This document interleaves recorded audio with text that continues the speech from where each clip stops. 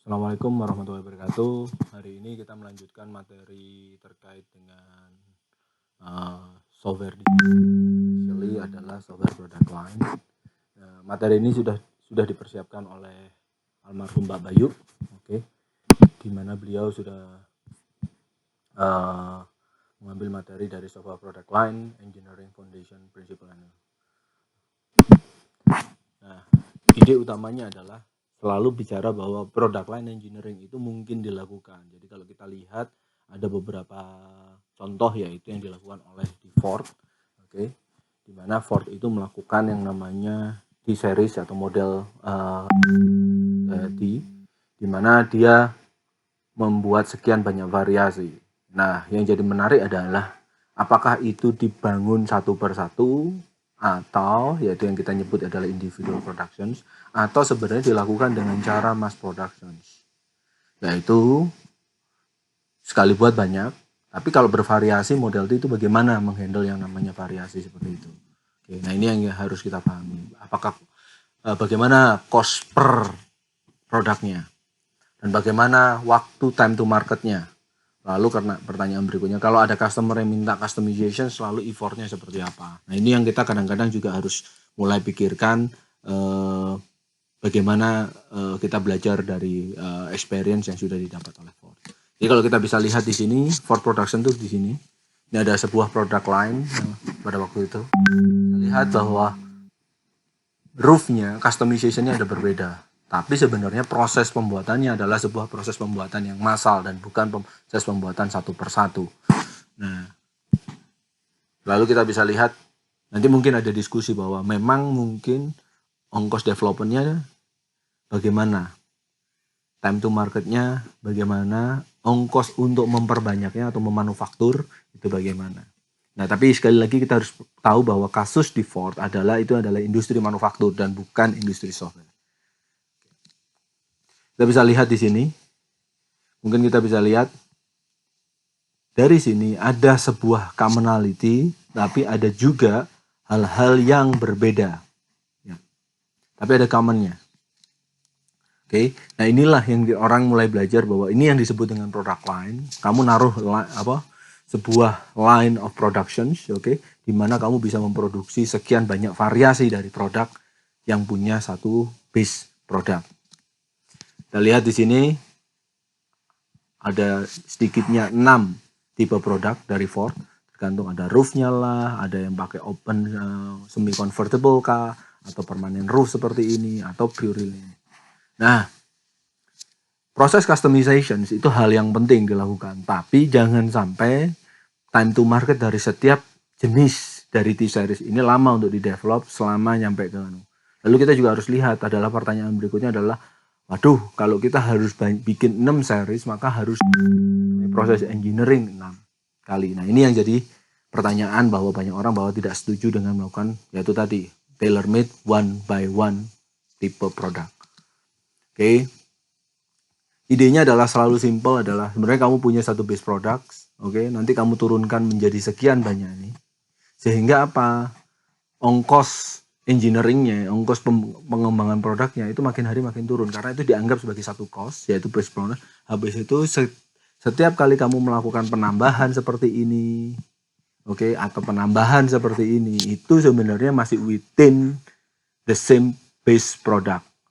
Sehingga kita bisa bilang bahwa ini adalah single product for all dan bukan Anda mengengineering produk seperti ini, Anda mendesain produk seperti ini, lalu Anda mengenerate seperti ini dan seperti ini. Itu beda. Nah, jika kita lihat ada 3 bentuk rumah, kira-kira rumah mana yang belong to the same product line? Kita lihat satu hal, commonality-nya kah di situ, bentuknya kah seperti itu. Dengan mudah orang akan menganggap kedua rumah seperti ini belong to the same product line. Yang berbeda hanya feature dari roofnya dan flooringnya. Secara struktur di bawahnya kurang lebih sama. Nah, untuk membuat sebuah produk, Anda harus memiliki platform di sini. Apa yang disebut dengan platform itu adalah sebuah base teknologi di mana kalian akan membangun teknologi, produk, services on top of it.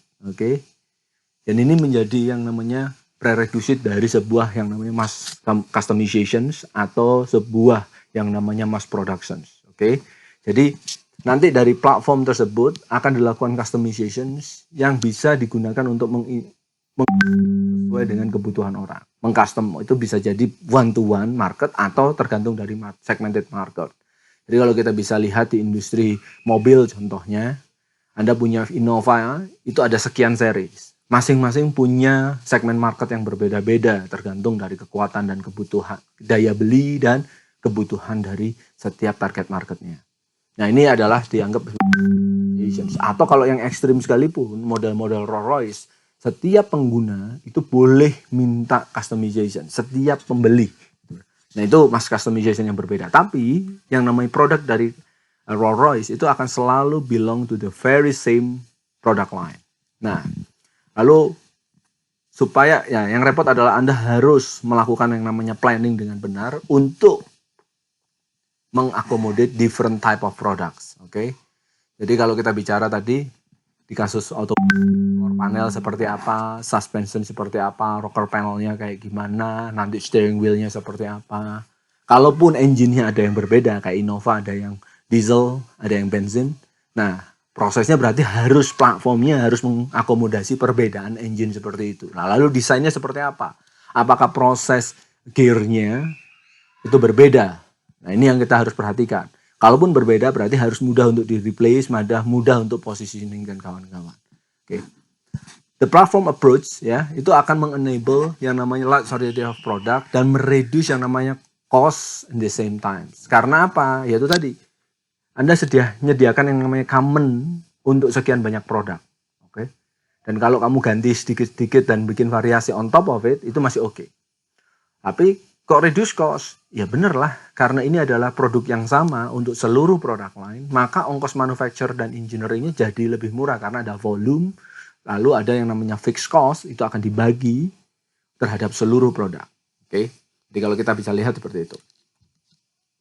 Nah, combination of mass customizations ya dan common platform itu biasa orang menyebutnya sekarang adalah product line. Di dalam software kita sudah mulai mengenal nih ada yang namanya software product line engineering, di mana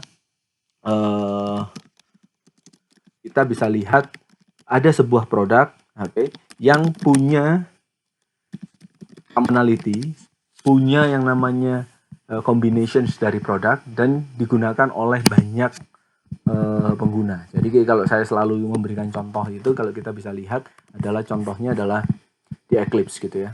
Atau kita bicara kalau yang zaman sekarang teman-teman lebih suka pakai IntelliJ. IntelliJ juga punya yang namanya comparison jadi produk lain dari IntelliJ.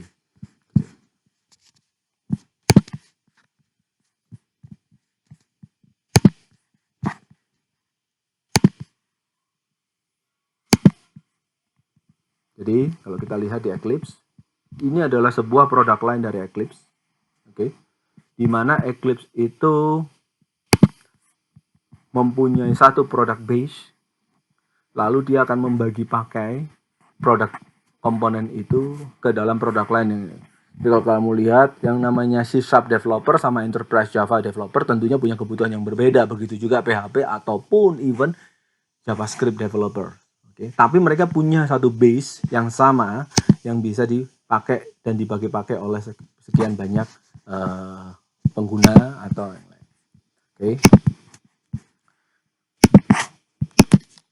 Nah, lalu pertanyaannya adalah bagaimana nge-create platform?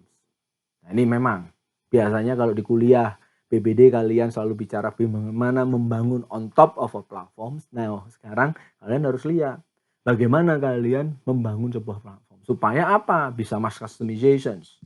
Oke.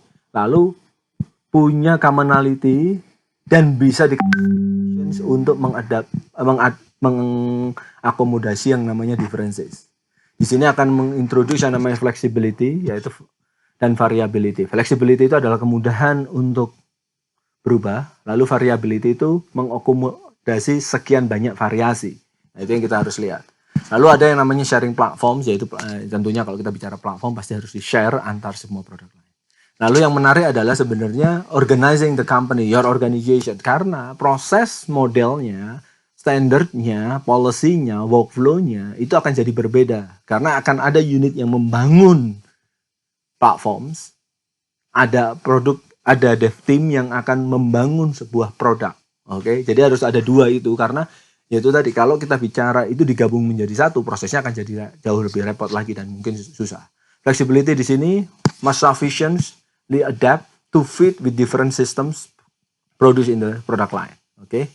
Nah, sometimes orang menyebut flexibility itu adalah variability, oke. Tapi beberapa orang di beberapa literatur menganggap bahwa flexibility itu kemampuan platforms, variability itu adalah kombinasi dari platform dan produk-produk variasi. Jadi ada variasinya, ada apa saja, nah itu kita bicara. Oke.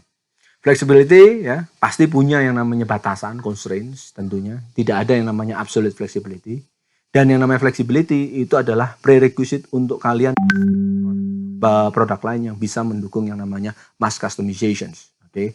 Nah ini kadang-kadang yang namanya platform itu harus yang membangun adalah orang yang cukup knowledgeable sehingga dia tahu kemungkinan-kemungkinan in the future itu flexibility apa atau variability apa yang harus diakomodasi. Oke. Nanti akan kalian akan mendefinisikan yang namanya predefined possible relations ya antara product variations dengan flexibility yang dibutuhkan. Terus kalian harus tahu juga di mana yang namanya flexibility itu dibutuhkan. Oke, kalau nggak kayak gitu semuanya fleksibel, nah itu akan jadi sangat mahal nanti ongkosnya dalam melakukan designing, development, sampai validations dari sebuah platform. Jadi kalian flexibility itu kadang-kadang juga mahal juga harganya. Apalagi kalau kita bicara dari background saya yang namanya security, flexibility is the enemy of security. Kadang-kadang ya, karena itu tadi kita enforcing. Untuk melakukan product line engineering apa saja sih? Pertama ngedevelop suatu barang yang cost-nya relatively lebih murah. Tapi perhatikan ketika kalian membangun platform itu akan ada yang namanya upfront investment untuk engineering platform itu. Oke. Nah, kadang-kadang engineering dari platforms itu biasanya baru akan pay kalau kita sudah mengengineering sedikitnya 3 variasi seperti itu. Karena kalau cuman dipakai 2 variasi sebenarnya nggak ada gunanya kalian bikin platform atau apa. Lalu berikutnya adalah harapannya setelah product line engineering itu kalian pengen punya yang namanya quality enhancement. Jadi kalau kita lihat product line engineering di sisi di Jepang, oke, itu mereka bicara tentang manufacturing dari Toyota, Honda, mereka kenal yang namanya Kanban, Lean dan kawan-kawan. Itu gunanya untuk apa? Yaitu tadi quality enhancement karena akhirnya platform itu karena digunakan di banyak titik, mereka bisa fokus untuk menvalidasi beneran nggak platformnya oke. Lalu nanti kalau ada variasinya gimana? Oh ya gampang nanti. Proses sertifikasinya tidak perlu lagi mikirin platform, sudah tinggal variasi-variasi dari sertifikasi itu sendiri yang perlu diperhatikan. Oke, jadi kalau kita bisa lihat di sini ada kebutuhannya adalah kalau kalian punya base seperti ini, lalu ada kebutuhan-kebutuhan di atas ini, yang ini sudah dilakukan validasi. Yang di bagian bawah dari platform Anda sudah dilakukan validasi. Tapi bagian atasnya nanti bisa dilakukan time to time setelah proses yang di bawahnya sudah dipastikan, yang platformnya sudah dipastikan solid dan certified. Lalu masalah berikutnya adalah maintenance effort untuk platform itu jadi reduce karena apa? Bisa dikonsolidated dari across product line. Better development organizations on software revolution, jadi artinya adalah nanti proses engineeringnya antara produk dan platform itu 2 siklus yang berbeda. Oke, itu yang menarik sebenarnya. Lalu mudahan untuk melakukan coping with complexity karena akhirnya kamu platform, kamu memisah antara yang namanya istilahnya platform yang biasanya hanya dealing terkait dengan sebuah domain khususnya. Jadi kalau kalian punya platform kayak ERP gitu ya, platformnya apa? Ya hanya ngomongin dealing tentang yang namanya sebuah enterprise management, ERP, SAP, Oracle kayak gitu, enterprise resource planning. Tapi semua detail aplikasinya, ya ini nggak boleh ngentry ke sini, si ini cuma boleh ini. Ini kan sebenarnya remeh-temeh business logic, business rule yang ada di level application kan. Tidak melulu terkait dengan domain enterprise management. Nah itu bisa dipisahkan, lalu ada API yang saling dibagi yang bisa dipakai oleh aplikasi. Lalu complexity dari hardware to software itu juga jadi minimize karena biasanya akhirnya hardware-nya jadi standardized. Kalau kalian bicara, oh saya punya platform solution IoT yang berbasis dengan Arduino. Nah, pertanyaan menariknya adalah Arduino itu jadinya adalah codes common on the self components, ongkosnya. Lalu proses software-nya jadi lebih standardized. Itu yang menarik sebenarnya. Terus ada cost estimation for improvement, bisa jelas. Dan yang terakhir adalah reduce price dan biasanya punya common look and feel. Artinya yaitu tadi orang yang pindah dari satu Eclipse produk ke Eclipse produk yang lain atau pindah dari satu Innova ke Innova yang lain itu punya similarity lah. Jadi mereka ada yang namanya muscle memory atau cognitive memorinya yang dia bawa gitu. Experience dia di satu produk pindah ke produk yang lain ya sudah dibawa saja. Nah, harapannya seperti ini ya. Tadi saya sudah ceritakan. Ini ongkosnya. Okay. Untuk melakukan single system engineering. Okay. Ini ongkosnya kalau kita sudah melakukan yang namanya product line engineering. Dan biasanya ya, di kasus software engineering break even point-nya 3.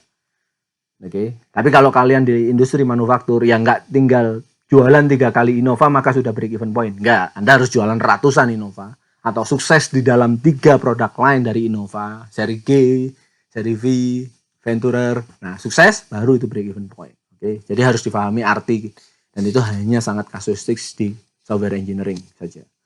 Nah, time to market ya, kita bisa lihat memang ongkos melakukan time to market dengan number of different system. Jadi kalau kamu punya tadi belasan produk line, itu ya linear aja kan. Bikin satu butuh satu unit time, let's say 1 tahun, ya bikin 2 berarti butuh 2 tahun. Nah ini enggak. Kalau jumlahnya itu tidak cost efektif, prosesnya akan lama karena Anda harus membangun yang namanya platform yang solid, fleksibel, terus mudah untuk dimonitor, mudah untuk di-enhance, seperti itu, mendukung sekian banyak variability. Tapi nanti ongkosnya ketika Anda punya banyak variasi, itu akan turun. Oke. Dan beberapa kasus ini akan seperti ini. Nah, begitu arrive di line seperti ini sebenarnya kenapa coba? Oke. Karena ini benar-benar pure ongkos engineering dari produk itu sendiri. Karena ongkos dari platformnya sudah negligible ketika kalian nyampe di daerah ini. Oke. Itu yang kalian harus pahami, yang kalian kenapa kok bisa bentuknya kok nggak jadi turun terus ya Pak ya? Ya enggak lah. Ini adalah ongkos atau waktu ya dari mengengineering sebuah produk. Oke. Ini adalah traditional software life cycles, ya. Pakai feedback traditional life cycle or not ini bentuknya. Tapi pertanyaannya adalah, loh kalau engineering gimana? Nah, coba nanti dipikir untuk SPLC kalau pakai software development life cycle-nya seperti apa ya bentuknya ya. Pertanyaan berikutnya biasanya orang bicara tentang kenapa nggak software reuse gitu loh. Ini definisi dari yang namanya software reuse. Kan saya punya pattern, saya punya library, di reuse saja dong. Kan itu bisa nge-lower cost, better quality, shorter time, shorter method, seperti itu. Oke. Kira-kira apa bedanya? Coba dipikir dulu. Lalu sebenarnya kenapa ini kurang lebih seperti ini. Software itu adalah kadang-kadang kita bisa nyebut to information rich. Jadi kalau kita bicara software reuse itu hanya komponen yang berbentuk library saja atau design. Padahal kalau kita bicara platform itu nggak hanya itu, ada knowledge dari domain tadi yang saya sudah bilang. Terus kadang-kadang software reuse itu nggak selalu match dengan kebutuhan kalian. Dan kadang-kadang yaitu tadi pertanyaan berikutnya adalah ada great variability that user needs. Jadi kadang-kadang kalau Anda melakukan software reuse ya paling logging mechanism lah, HTTP handling lah, HTTP client, nggak ada bisnisnya di situ. Sehingga kalau nanti user itu punya variability terkait dengan business needs atau user needs, nah itu pasti lepas saja. Pasti tidak diimplementasikan secara software reuse. Kalian nggak bisa komponen yang ada di bank gitu, kalian pindahin ke komponen di ITB gitu. Ya nggak bisa. Gitu. Tapi kalau platformnya ERP contohnya, ya sama-sama saja sebenarnya. Terus kadang-kadang ada not invented here syndrome. Artinya adalah Yaitu tadi saya bilang, harusnya reuse yang dimaksud untuk platform ini jangan ditaruh di software komponen atau di software reuse yang kadang-kadang terlalu elementary, terlalu kecil skopnya, nggak ada di sini.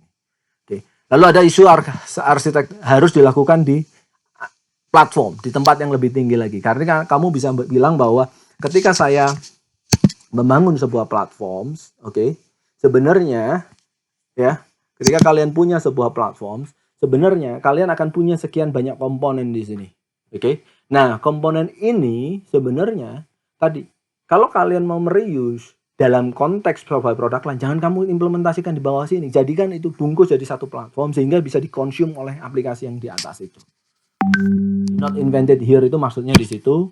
Jadi teman-teman harus tahu di mana sebuah reuse itu perlu dilakukan. Oke. Lalu ada architectural mismatch, maksudnya apa? Yaitu tadi kalian bisa, karena kalian contoh kalau kalian pakai yang namanya jQuery gitu ya, atau Bootstrap seperti itu yang bentuknya adalah reuse. Arsitektur dari satu produk dengan produk yang lain itu bentuknya nggak diimpose. Oke, beda dengan framework. Oke, framework itu menyediakan sebuah platform kalian untuk berpikir, untuk bekerja. Oke, platform bersama di situ. Failure of reuse as broadly applicable mechanisms ya. Sehingga banyak library yang idle kadang-kadang. Ya kalian angkut semuanya tapi nggak kalian pakai karena kalian bingung harus pakai yang mana. Kebutuhannya beda-beda tergantung dari bisnis.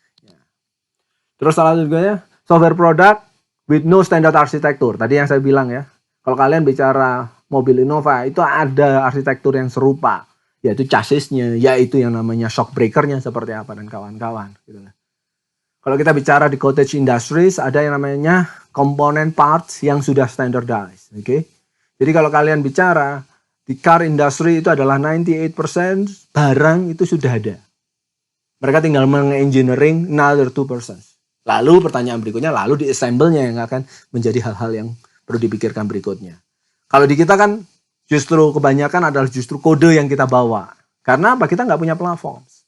Nanti kalau kalian lihat, ada beberapa orang yang pakai platform secara benar sebagai bentuk software product line. Contohnya di Eclipse kah, di IntelliJ kah, atau even di Windows kah. Kalau Windows itu ada Home, Premium, Professional, Enterprise. Itu adalah software product line.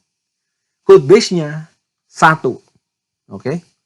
Jadi nanti tinggal mereka punya yang namanya configuration management yang akan mengkonfigur bahwa produk ini yang dikompil adalah A, B, C. Produk ini A, B, D, E. Produk ini A, C, B, D, E, F gitu. And so on and so forth. Oke. Nah, idenya adalah biasanya muncul yang istilahnya feature oriented software development.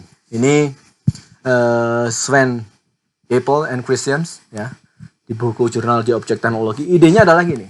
Kalau kita punya problem space itu sebenarnya kita akan memapping problem space itu di engineering supaya bisa diselesaikan dari yang namanya solution space. Belum tentu satu problem itu akan memap ke hanya satu entity di dalam solution space. Enggak. Ada banyak solusi dengan sekian banyak trade-off analysis yang kalian harus lakukan untuk memilih the best solutions to be developed answering the particular problems. Nah, tapi yang perlu kalian lihat adalah ketika kalian punya problem space dari proses analisis, kalian akan turun ini. Kebutuhan fiturnya apa sih? Contohnya, kita punya kebutuhan untuk memanage yang namanya patients, baik yang regular maupun yang pandemic. Contohnya, kita bicara seperti itu. Tapi kita bicara, kalau rumah sakitnya cuman rumah sakit ibu dan anak, nggak ada urusan sama pandemic. Tapi rumah sakit umum, ada variability, ada di situ. Kalian mulai berpikir nih, dari domain itu macam-macam bergantung kebutuhan dari solutionnya. Ada masing-masing constraint yang berbeda-beda di situ. Sehingga ketika kita bicara, di dalam domain implementations, ada sekian banyak variability yang mungkin terjadi. Mungkin ada yang sama, nge-keep record, membagikan record, manage access control. Tapi item apa yang harus di-manage dalam kasus patient tadi, patient record, itu tergantung dari rumah sakitnya. Nah, ini adalah variations, configurations untuk di-generate, untuk dijahit sebuah aplikasi yang bisa dipakai oleh rekan-rekan. Nah, oleh karena itu, kita akan summary-kan bahwa apa yang disebut dengan product line. Nah, harapannya adalah ada sebuah stream form of software reuse. Jadi bukan saya bilang bahwa produk lain itu bukan software reuse, tapi produk lain itu adalah one form of software reuse yang sudah streamline. Apa streamline itu? Jadi ada frameworknya untuk pakai. Kalau kamu bicara di software reuse, cara makainya gimana? Ya terserah kamu mau makainya seperti apa, di mana, di proses analisis kah, di proses desain kah, atau hanya proses implementation. Terserah. Yang menarik adalah ada domain spesifik di situ yang di reuse. Oke, tidak hanya software komponen, tapi domain spesifik knowledge itu di reuse. Dan akan center terhadap arsitektur. Biasanya sebuah produk lain akan punya satu platform, satu arsitektur bersama, dan sudah. Kamu nggak perlu mikir lagi arsitekturnya seperti apa. Oke, kalau kita bicara produk lain yang ada contohnya di beberapa aplikasi yang kita bicara Apache terkait dengan Hadoop, arsitekturnya udah begitu gitu loh. Anda nggak bisa bikin apapun atau malah sulit sekali Anda bikin sesuatu yang di luar itu. Karena Anda buy-in terhadap sebuah arsitektur yaitu Hadoop processing, data processing. Lalu yang menarik lagi adalah di produk lain itu akan meng-capture knowledge, assumptions, wisdom dari sebuah domain itu. Jadi nggak cuman requirement bla bla blanya saja, tapi lebih dari itu. Oke? Baik, sebelum